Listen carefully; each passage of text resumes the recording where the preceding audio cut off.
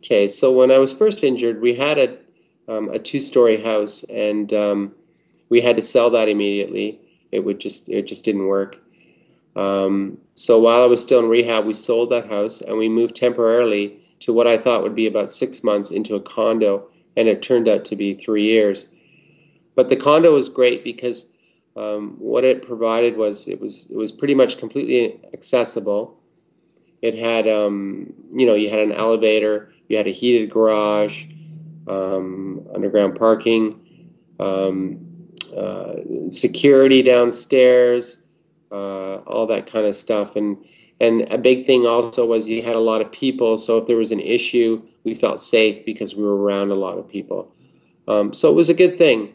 But we had a sandbox, just as an example. We had a sandbox on the balcony. I mean, we're on the ground floor, but we still, and that kind of said it all. I mean, with Taryn, she'd go out to the balcony and play in the sandbox, and um, it was, it got to a point where she was 2 years old, 3 years old, and it's just kind of like we need to get a backyard, and that's what kind of changed things. I mean, we would take her to the park and we'd go for walks all the time, but with the kid, you just need more space. So we ended up buying a bungalow, and did some modifications to that. With that bungalow, we had to add a ramp to the front and off the back deck. We widened all the doorways. It's a really old house. It's built in the 50s, Toronto home. So we also had to gut the bathroom and make that more wheelchair accessible.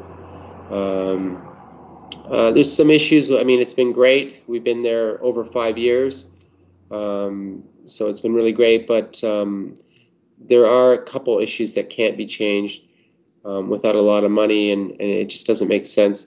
The house is pretty small. Also, there's no access to the basement.